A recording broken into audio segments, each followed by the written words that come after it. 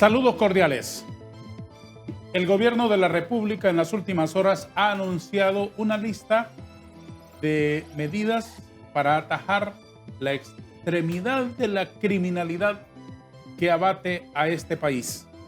Hoy trataremos de encontrar un análisis muy serio, profundo, inteligente de parte de nuestros invitados en nuestro foro. Saludo esta mañana con mucho agrado y agradeciéndole el privilegio de conectarse con nosotros a una de las mentes más lúcidas de este país, un científico eminente, un hombre inteligente, sensato y valiente. El doctor Denis Castro Bobadilla está con nosotros, a quien saludo esta mañana. Querido doctor Castro, es un gusto saludarlo. Muchísimas gracias, don Darío. Es un honor realmente saludarlo a usted y a su equipo, pero muy especialmente a su persona, con quien tuve el privilegio, porque para mí fue un privilegio escucharlo, sus disertaciones parlamentarias cuando usted estuvo en el Congreso Nacional, y nos enriqueció muchísimas veces. Tal vez en alguna ocasión tuvimos que estar en desacuerdos, pero igual me gusta mucho el principio demócrata, que es la dialéctica y el poder debatir con altura, sin que, para que usted lo mire, sin que usted pueda detectar en ningún momento estructura personal de que podemos conflictear. No, podemos debatir, construir y buscar consensos.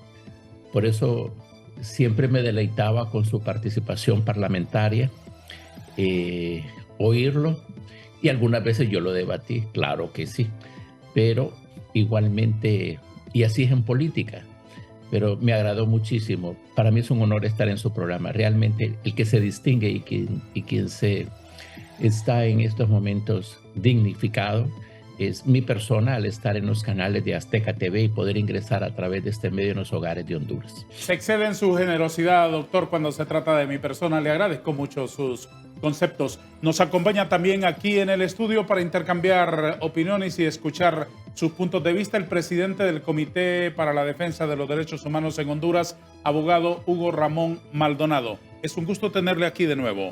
Muchas gracias, licenciado Darío. Doctor Denis Castro Bobadilla, un gusto saludarlo a la distancia. Paz y bien a su vida y a su familia, igual que al pueblo hondureño en general. Le agradezco mucho que haya aceptado nuestra invitación, aunque usted no viene por platicar conmigo, usted viene por el buen café que servimos aquí. Lo sé muy bien y no me resiente. Eso el señor ya se lo perdonó también. Le agradezco, don Hugo, por su presencia aquí. Muchas gracias. Señores, quiero encontrar respuesta en ustedes algunas inquietudes interesantes, algunas de fondo y otras ya de la minucia de todos los días, de hechos concretos. Doctor Castro, ¿por qué Honduras está navegando en un mar de sangre cada vez más agitado, sobre todo en los últimos tiempos? Qué pregunta tan difícil, pero le voy a decir que Honduras viene navegando y va a continuar navegando por la ausencia absoluta de una planificación multisectorial en relación a la seguridad social, a la seguridad personal, o sea, seguridad ciudadana, y a la improvisación básicamente de cualquiera de los últimos gobiernos y el presente en este tema. ¿Por qué razón? Porque cuando se llega el momento de seleccionar a las personas con las cuales se va a ejecutar una política, mi pregunta es, ¿cuál política criminal? ¿Cuál va a ser lo que vamos a hacer? ¿Para dónde vamos? Es el día a día. No es un país con planificación, es un país que básicamente trabaja con la ocurrencia del momento. Y así ningún país puede despegar en ese como en cualquier tema.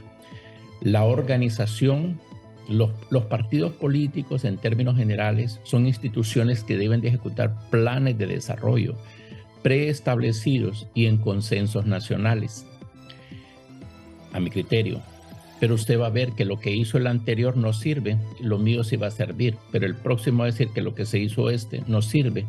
Entonces quiere decir que el que sigue se le va a ocurrir algo. No somos un país donde usted y yo buscamos un consenso y buscamos entre todos desarrollar una planificación en cualquier tema. ¿Por qué dice usted, doctor, que Honduras navega y seguirá navegando? ¿No atisba medidas de contención en el corto plazo que puedan reducir la violencia y darnos esperanza de un país seguro?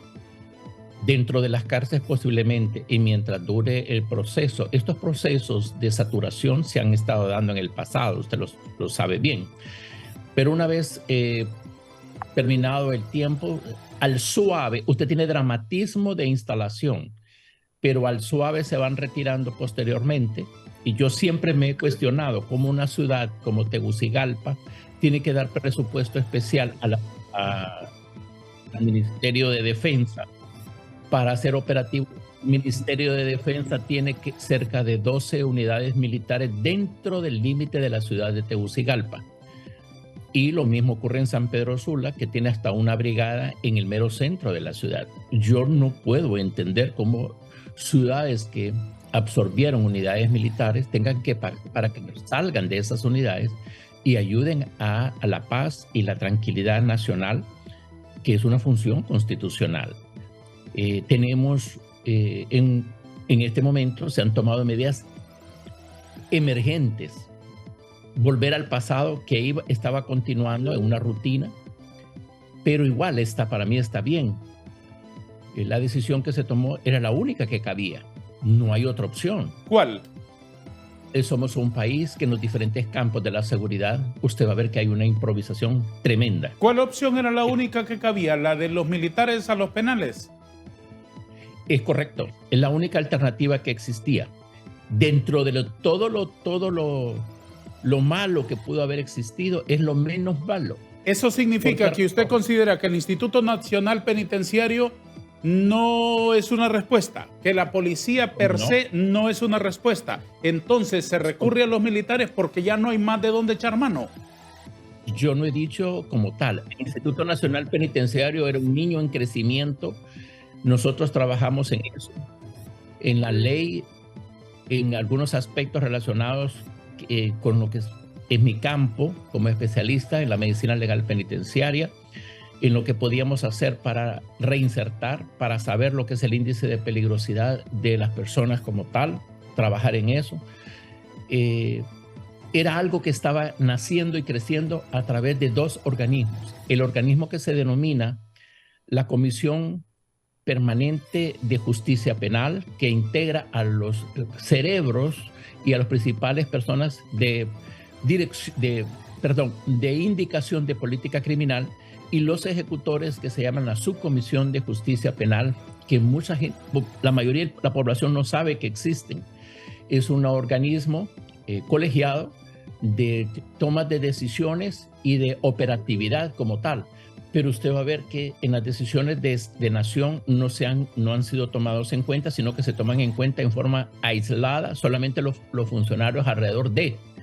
Y no debe de ser, porque una política criminal implica que participe, por ejemplo, el Comisionado Nacional de Derechos Humanos, no para estar como un ente de señalización, no, como un ente supervisor, asesor.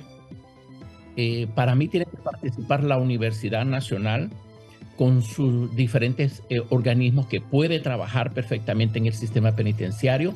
Está la Dirección de Investigación Criminal y también la TIC, que en los 4 últimos años del periodo anterior, don Darío Vanegas y don abogado Maldonado, les quiero decir que la única invitación de participación de la Comisión de Justicia Penal solo fue una en 4 años.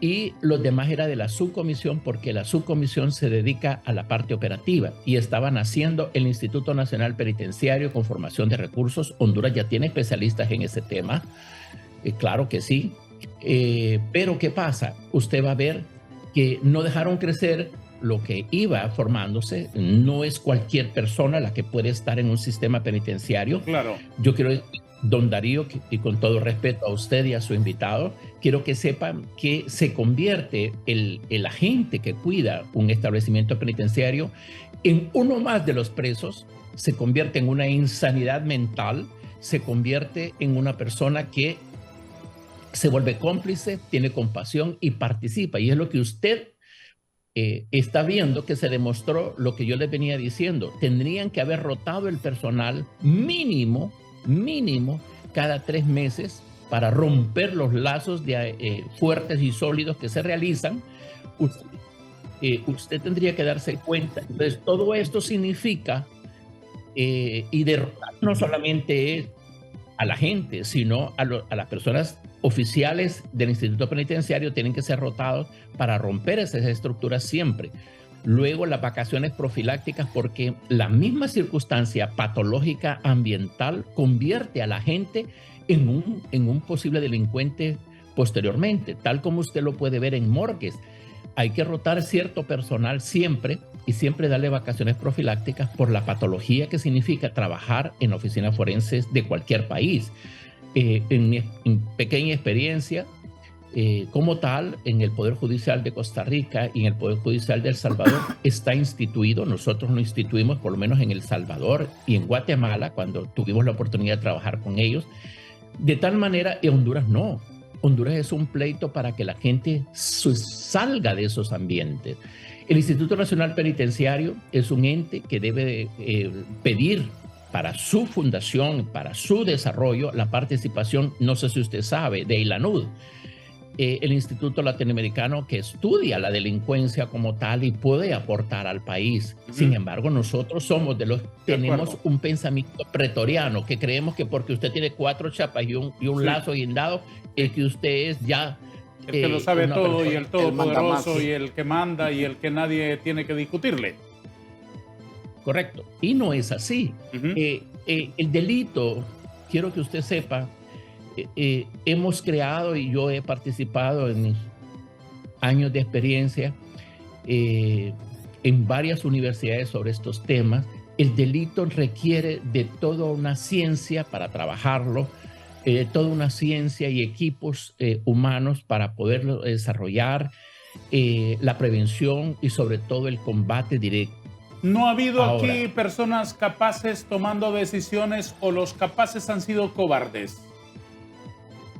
Ambas cosas. Es una mezcla de ambas cosas. ¿Sabe cómo lo llamaría yo? Catrines en el cargo, chamberismo inútil, pérdida de tiempo. Honduras ha perdido mucho su tiempo para un desarrollo en este como en otros temas por razón de la escasa planificación y la ocurrencia en la selección de las personas.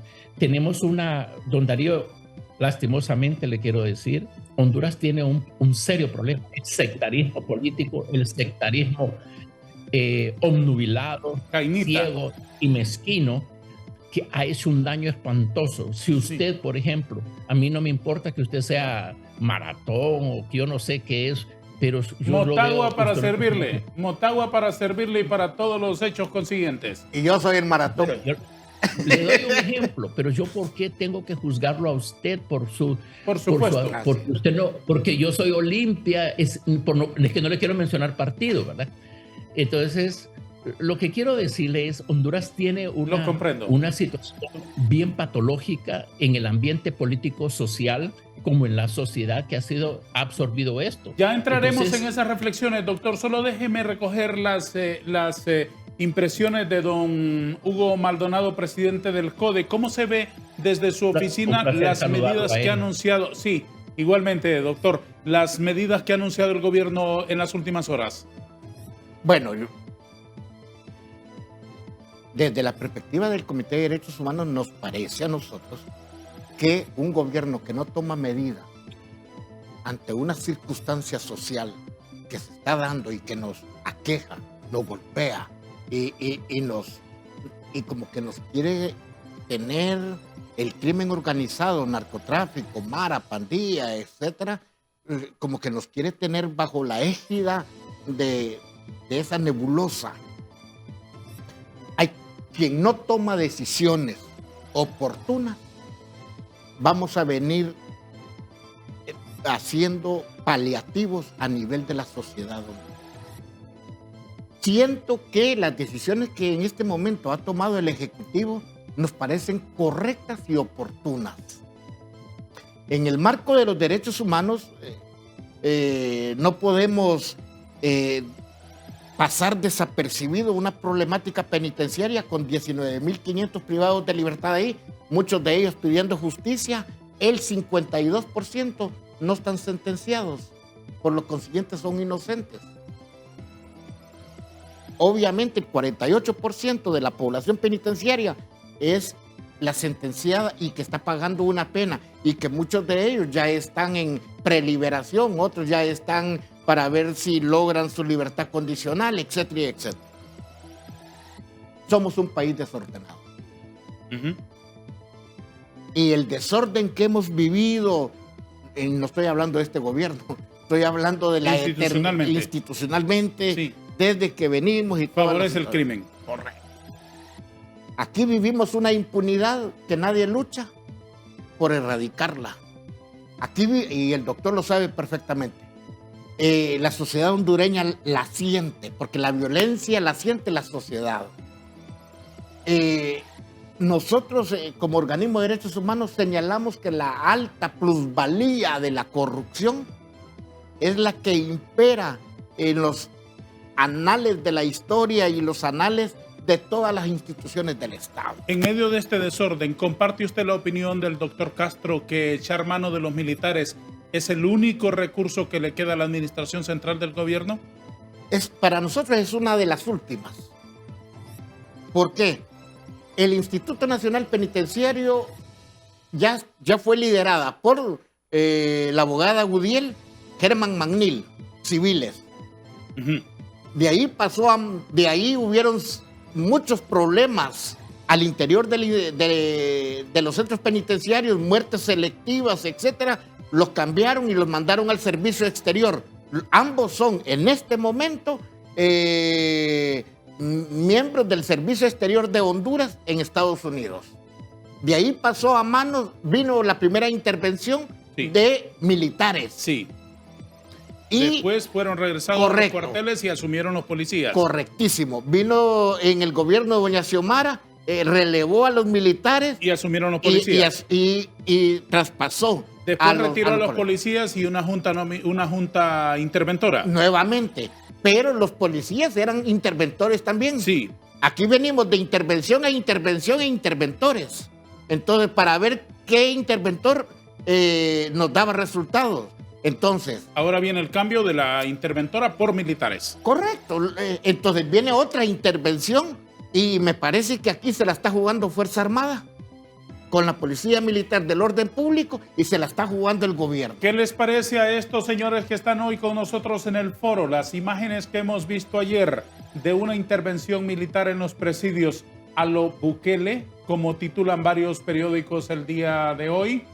¿Es esta una intervención sostenible en el tiempo? ¿Será el principio de una solución integral en los centros penales? Y además de eso, ¿qué opinan nuestros invitados sobre las medidas en contra de la violencia en general de las calles de Honduras? Lo sabremos después de una pausa porque tenemos que darle la palabra en este punto a nuestros patrocinadores.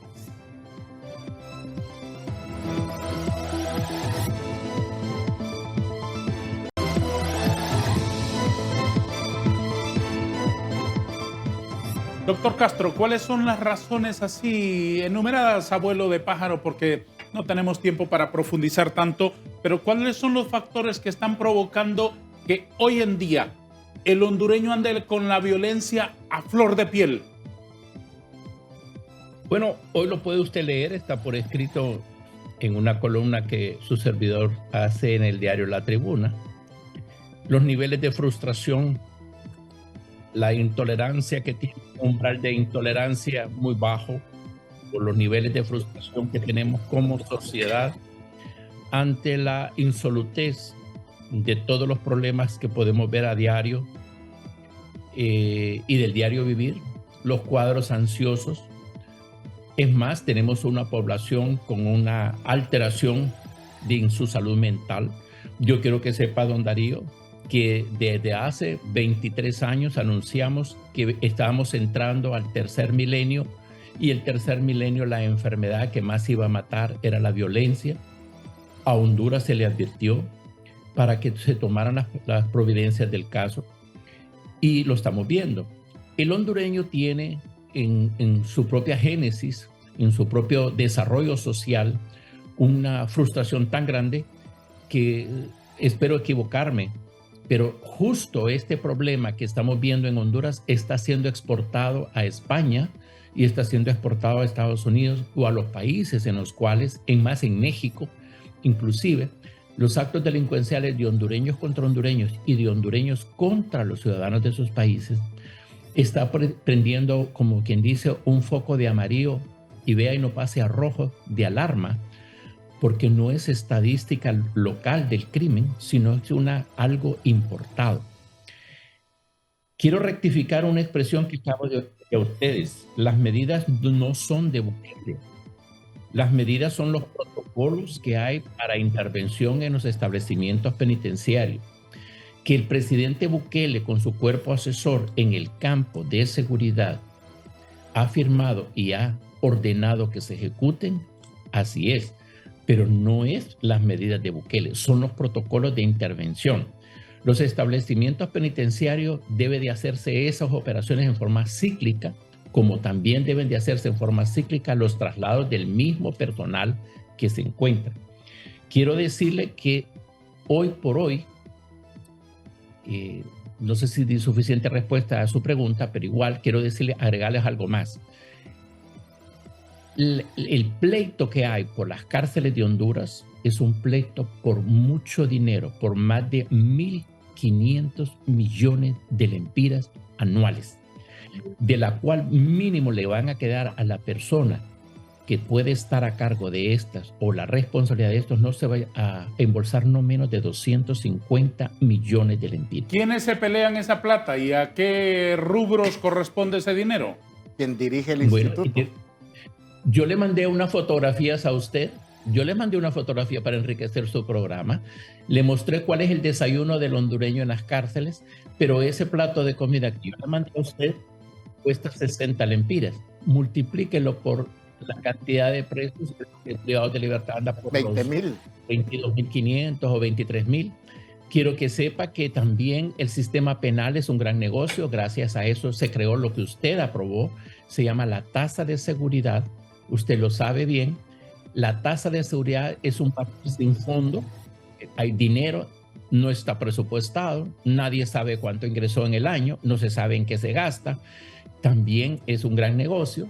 Quiero que usted sepa que la ley que se aprobó en el Congreso Nacional cuando estaba don Juan Orlando en relación a la confiscación de bienes por la OAVI es otro gran negocio. Los fiscales, todo lo que decomisan, hay un porcentaje para ellos, hay un porcentaje para los jueces como tal, hay un beneficio social de la tasa de seguridad que yo le diría, con todo respeto a la Corte Suprema y al nuevo Congreso Nacional, yo hice el intento, usted lo sabe, don Darío, de que dejen de dar dinero porque esto es un incentivo a la participación y un acto de cohecho para mí. El Poder Judicial tiene que mantenerse solamente con su presupuesto. Cuando hay jueces exclusivos, con presupuesto exclusivo, con beneficios exclusivos, no crea equidad judicial. Me parece que es una contaminación y un condicionamiento al juzgador. El juzgador tiene que ser nombrado por la Suprema Corte, para mí, y donde yo he trabajado así y sigo trabajando como tal, y creo que el Poder Judicial de Honduras debe de eliminar todo beneficio que tengan los jueces en relación, que no sea su propia protección, por supuesto, pero que lo tengan todos por igual. Por supuesto. Pero no un grupo selecto en el que hasta beneficios de gasolina y no sé qué más, que es un extra sueldo, ¿verdad? Como tal, y crea un sistema privilegiado dentro del sistema de justicia del país. Le aseguro que voy a profundizar en la lectura de su columna en el periódico de este día para poder conocer más esos detalles. Aquí ofrecemos una imagen de esa publicación, La sociopatía y la Honduras de aquí y de allá. Una columna para no perdérsela del doctor y abogado don Denis Castro Bobadilla, hoy en la página de opinión del prestigiado diario capitalino La Tribuna. Don Hugo Ramón Maldonado, esas espantosas manifestaciones del crimen organizado tienen un origen político ¿Hay alguien desde la oposición, partidos políticos, gobernantes, etcétera, etcétera, que están en un sabotaje contra este gobierno? Mire, yo más que todo no me voy a poner a ese juego político. Lo voy a ver como activista de derechos humanos, como presidente del poder. Hemos hecho un análisis sobre la situación de violencia, pobreza, falta de inversión en el país, inversión, etcétera. Y a nosotros la situación es que no la vemos desde ese punto de vista. Respetamos el posicionamiento del gobierno de la República. Cada quien justifica su accionar. Nosotros lo que estamos viendo es que más bien se sigue con la misma rutina de siempre alrededor de la misma problemática del país. Si usted ve problemas en salud, problemas en educación, de acuerdo. Entonces estamos en un círculo vicioso permanente. Sí, de y esto lo hizo el fulano, el sutano, todos los que han gobernado este país. Sí. Lo que usted vio allá, aquel arsenal que decomisaron ayer, que aplaudo que lo hayan decomisado, pero ese arsenal tiene un objetivo y tiene una responsabilidad social y penal. Pero como la impunidad y la corrupción son hermanas y los funcionarios de otras instituciones del Estado se tapan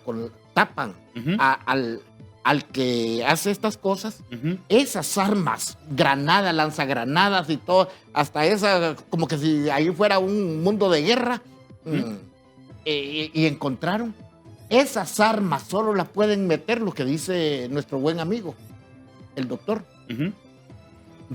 Esas armas son producto de militares que han estado a cargo de los centros penales, de policías y oficiales de policía que han estado a cargo de esos centros penitenciarios. ¿Le consta a usted eso? Dijo el mismo coronel Muñoz ayer que volando no entraban o por un dron no iban a ingresar esas armas.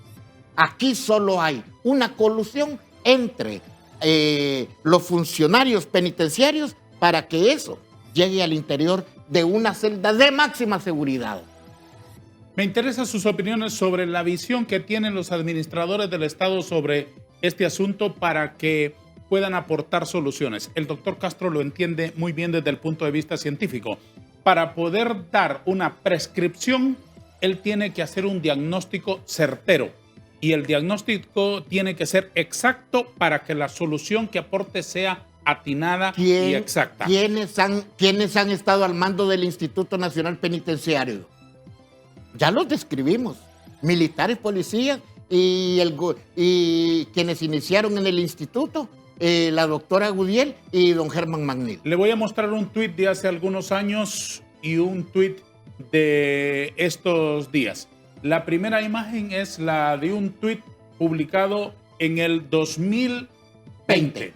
Dice el presidente Manuel Zelaya Rosales: el estado criminal que destruyó el alma de estos jóvenes cuando les negó educación, salud y empleo, ahora les tortura y mata en cárceles de El Salvador, mayoría sin condena. ¡Qué crueldad! Se une pandemia y tiempos brutales y atroces que creímos superados en la historia. E ilustra su texto con las imágenes de los reos de El Salvador. Un segundo tuit publicado ayer dice de la manera siguiente: en operaciones conjuntas de la Policía Militar del Orden Público de Honduras y la Policía hondureña, iniciamos actividades para que las cárceles dejen de ser escuelas del crimen y romper el ciclo con el crimen organizado. ¿Aprecian ustedes una incoherencia en estas visiones desde la calle y desde la silla presidencial? Obviamente. Miren, por eso dice que lo que aquel refrán que solo es válido lo que escribimos. Eso forma parte de la historia política de nuestros políticos. Esa es una paradoja. Doctor Castro, ¿se tiene acaso un diagnóstico certero para aportarle una solución integral al problema de la inseguridad en Honduras dentro y fuera de las cárceles? Tengo la pena de decirle que no existe, por lo menos que yo haya visto, que yo haya tenido a mis manos algún documento como tal. Quiero decirle que no es cierto que la pobreza como tal es el principal, o la falta de educación es el principal elemento para tal asunto, o la escasez de salud como tal. Porque la edad que tienen las personas que mostraron en esa fotografía son jóvenes muy fuertes y muy sanos.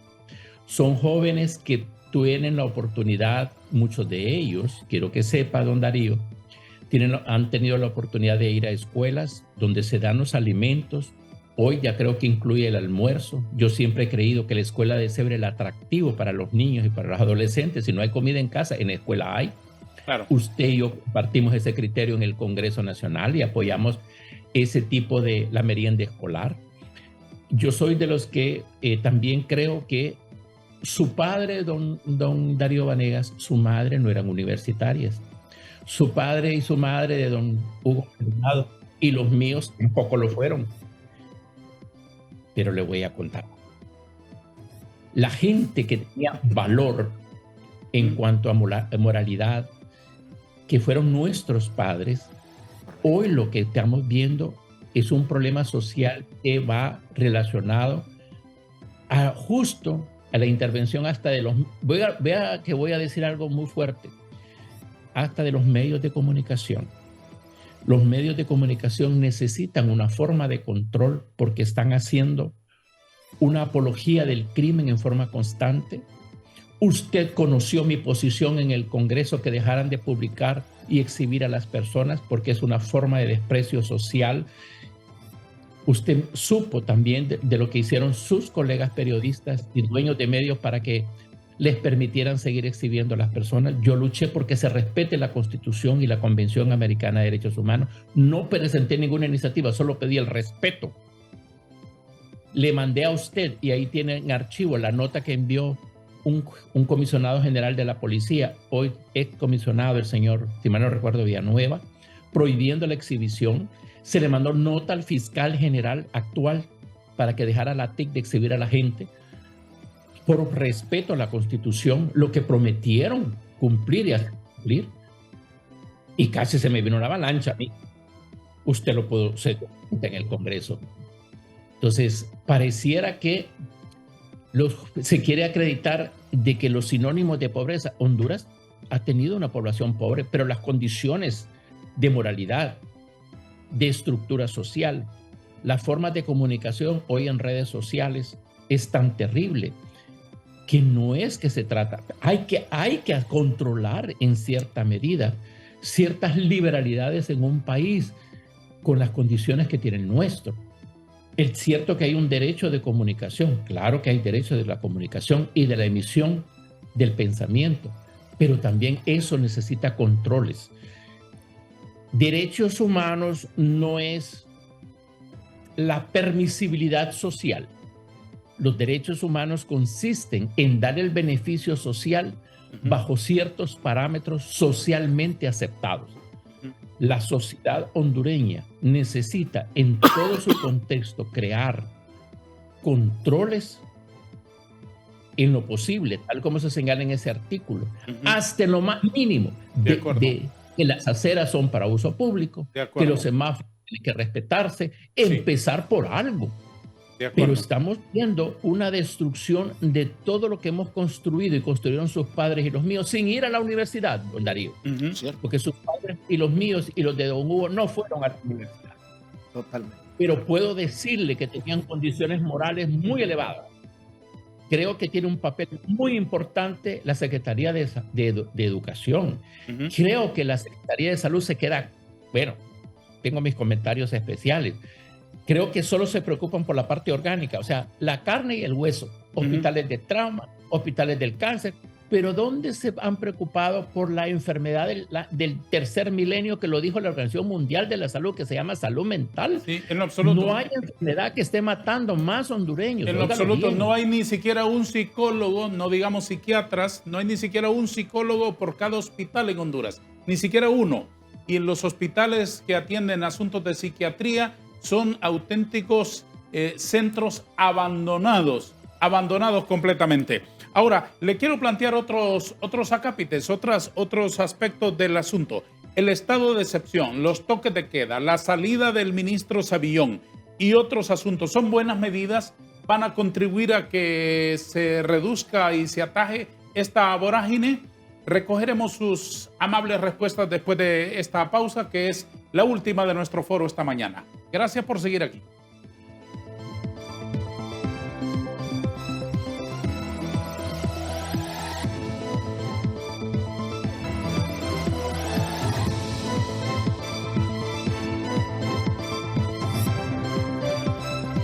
Honorable doctor Castro, una última inquietud para usted.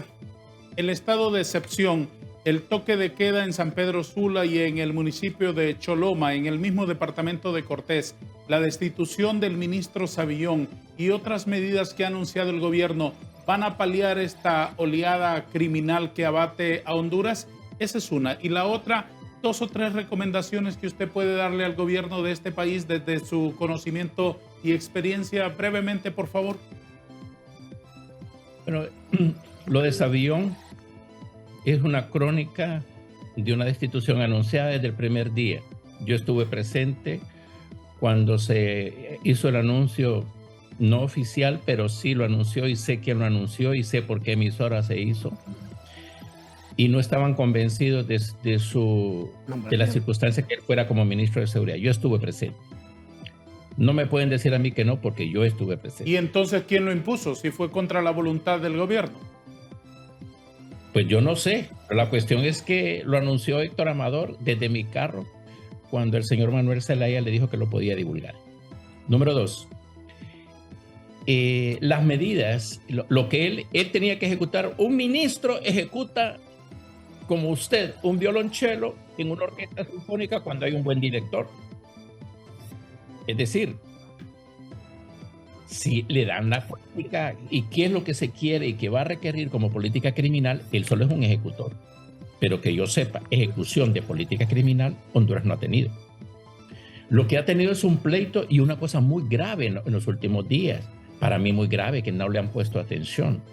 La señora presidenta sacó un tweet, ¿sí?, donde le decía que a la vista y paciencia de la Policía Nacional o algo así. De las autoridades policiales. Complicidad, corrupción, ciegos en el cargo, o qué es lo que existía. Luego la señora, creo, no sé cómo se llama ella, pero igual, subsecretaria de Investigación, ha dicho y está revelando documentos muy privados dentro del cargo a través de uno de los medios, y los he estado leyendo yo, donde ella quiere dejar claro que ella pidió colaboración y no la tuvo. ¿Habla de doña Yulisa Villanueva, acaso? Creo que sí, ella lo está divulgando. Hoy creo que sale uno de los escritos. Para mí es grave. Amerita una investigación criminal porque obviamente todo esto es participación. Así como se señala por la presidenta y por esta joven señora, ambas señoras, creo yo de que hay una participación criminal interna dentro de la Secretaría de Seguridad, porque así se ve. Las medidas que están tomando, ya le dije, son paliativas, son de este momento. Se va a bajar de aquí a la otra semana, usted va a ver que ya no hay nada sobre este tema, va a haber otra cosa que nos va a distraer. Pero en sí mismo el problema va a ser a la siguiente administración de seguir como está. Cuando no hay una meta, una cronología de acontecimientos, esto se va a demostrar con esto, una metodología, esto vamos a seguir, esta es la persona que nos puede ayudar en este campo, etcétera, etcétera. No es así. Y don Darío, usted va a gastar tiempo, y todos vamos a gastar tiempo en estos foros, porque el dueño de la verdad y la razón en Honduras no se puede equivocar, y si se equivoca no hay problema. Entonces se pierde mucho el tiempo, pero lo importante es que la sociedad conozca el límite de las autoridades actuales que tenemos. ¿A quién se refiere cuando dice dueño de la verdad? Bueno, a la persona que puede tomar estas decisiones y que sugiere al presidente, vamos, deberíamos de hacer esto y esto y esto y esto y esto, hace que la persona que firma el decreto, que firma el PCM, que firma todo eso, entre en la sensación que tenemos de ingobernabilidad en el tema de seguridad. Si usted, donde usted se encuentra, cuando salga, encuentra en el ámbito de 5 kilómetros un policía, sería interesante. Ya un éxito. Tenemos una Secretaría de Seguridad concentrada allá en las tapas. No tenemos una salida de los oficiales, no importa el rango, darles responsabilidades por sectores, porque usted me pidió alguna sugerencia, sectorizar Tegucigalpa y sectorizar San Pedro Sula, y darle responsabilidad de lo que ocurra ahí a la persona, y del Congreso que se detenga, como yo pretendí, que no esté dando los ascensos cada 4 años automáticamente, sino es por producción y por realmente mérito profesional y no por rutina. Estoy de acuerdo con usted. En General Motors a un gerente que baja las ventas no lo ascienden. En la policía de Honduras, con 50 muertos la semana pasada, ascienden policías, y en las Fuerzas Armadas ascienden militares todas las semanas. Es correcto. O por condición política. Ya es tiempo de que el empleado público, que se llama Secretaría de Seguridad, cualquiera sea la denominación, demuestre con hechos esa capacidad que dice tener. Doctor, una última opinión, porque usted es un eminente médico que ha servido en las ciencias forenses. ¿Qué le ha parecido que en las últimas semanas incluso hasta cadáveres en autopsia han sido fotografiados y esas imágenes han circulado? Bueno, quiero decirle que esa fue una lucha que yo establecí en Honduras, y durante muchísimos años, allá cuando yo entré en 1984, si mal no recuerdo, al servicio forense, por petición de Francisco Salomón Jiménez Castro, que personalmente me visitó a mí en Costa Rica para esa finalidad, yo nunca permití esas acciones. Yo destituía y yo pedía que se le procesara. Creo que es la forma más exquisita de irrespeto, y para que usted mire la insanidad mental del personal hoy que ejecuta esas acciones, ya está dando los primeros pródromos, es decir, signos y síntomas de una insanidad mental, para repartir el morbo con morbo, algo que debe ser un trabajo eminentemente profesional y eminentemente ético. Nos quedaríamos horas y horas escuchándole, doctor. Es un gusto conocer sus opiniones y que tenga la gentileza de compartir su sabiduría. Te agradezco mucho por su gentileza de atendernos esta mañana. Gracias a ustedes por la invitación. Un abrazo, Darío. Mis respetos para usted, el canal, y a don Hugo Maldonado a la distancia igualmente. Mi respeto siempre para usted. Y siga luchando, y luchemos todos por tener un mejor país, don Darío. Por supuesto. Todos. Saludos a su familia y que Dios le guarde, en todo tiempo, doctor Castro. Ha sido muy, muy gentil. Muchas gracias. Don Hugo Ramón Maldonado, unas últimas reflexiones. ¿Es sostenible esta intervención de militares en los centros penitenciarios del país? Mire, la situación tuvo que haberse dado, o tuvo que haberse mantenido desde cuando Honduras forma a través de decreto legislativo el Instituto Nacional Penitenciario, porque traíamos una situación de corrupción y violencia desde antes. Esto no es de ahorita. Las últimas medidas que se han tomado me parece que nos puede allanar el camino para tener una sostenibilidad al interior de cada uno de los centros penitenciarios del país, el respeto a la vida, la no violencia al interior de ellos, porque llevamos 1.050 privados de libertad desde el 2005 hasta la fecha. ¿Qué? ¿Muertos? ¿1.050 muertos? Sí. Espantoso ese dato. Bueno, ahí están. Yo presenté, y perdonen, el CODE presentó ante la Corte Interamericana de Derechos Humanos medidas cautelares ante la corte. Ujú. Y recuerde usted que una de las últimas masacres que se dio, al interior del penal de San Pedro Sula, donde fallecieron 107 privados de libertad, había una indemnización para los familiares porque aquí el responsable es el Estado de Honduras, cada muerto porque está bajo la tutela del Estado. Fue cuando el incendio. Correcto.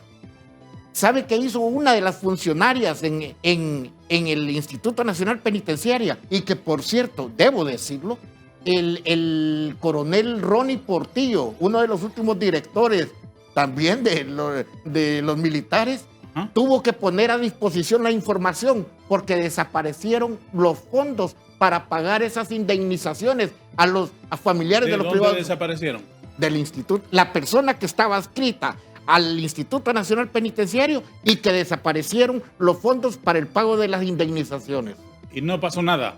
No, pues ahí está un requerimiento fiscal ya en los tribunales. Una última cuestión que quiero plantearle para escuchar su opinión. El gobierno ha decretado toque de queda en Choloma y toque de queda en San Pedro Sula. ¿Qué sensación le provoca? No, bueno, ¿y Tegucigalpa?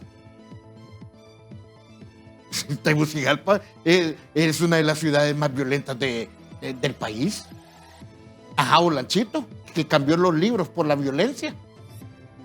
Catacamas o Juticalpa. Cambió los libros por la violencia. Qué Qué terrible eso, ¿verdad? Qué frase tan fuerte más la que absurda, ha utilizado. más absurda. Me ha dejado herido usted no sé para cuántos días con esa pero forma es que de todos los describirlo. días, todos estoy los de días, acuerdo, estoy de todos acuerdo. los días, sí, pero lamentablemente la ciudad cívica es brutal. Es brutal, porque todos los días se está enlutando la familia. Sí, de acuerdo. Y a unos niveles espantosos. Es correcto. ¿Y por qué no tomamos decisiones? Ajá. Para ver si logramos, hay que tomar decisiones para ver si logramos recuperar la paz, mantener el civismo de Olanchito. Entonces, quiero entender perfectamente su respuesta. El toque de queda en Choloma y el toque de queda en San Pedro Sula, ¿le parecen bien, pero no suficientes o no le parecen bien? No, es que nosotros lo propusimos, Darío, perdone, licenciado, nosotros lo propusimos, el toque de queda, así como está en San Pedro Sula. Ajá, ¿y en Choloma? Ajá. Lo propusimos, pero no solo para 2 municipios. Aquí hay 60 municipios a nivel del país que nos están causando, ¿cuánto? El 70-80% en la violencia y la criminalidad. ¿Debería extenderse un toque de queda a esos otros lugares? Correcto, claro que sí. ¿Y en San Pedro Sula por qué el toque de queda se pospone para comenzarlo el 4 de julio y no en la misma fecha que comenzó en Choloma? Es que hay circunstancias también, recordemos, el motor económico del país es el Valle de Sula. Ajá. Es el Valle de Sula. Espero que esto no tenga ninguna connotación política para tomar este tipo de decisiones. Pero es que la gran pregunta es, ¿por qué Tegucigalpa no se implementa el toque de queda? Esa es la gran pregunta. ¿Por qué Olanchito? ¿Por qué parte de Lloro? ¿Por qué el mismo Tocoa en el departamento de Colón, etcétera? Creo que hay otros municipios. Y una última recomendación.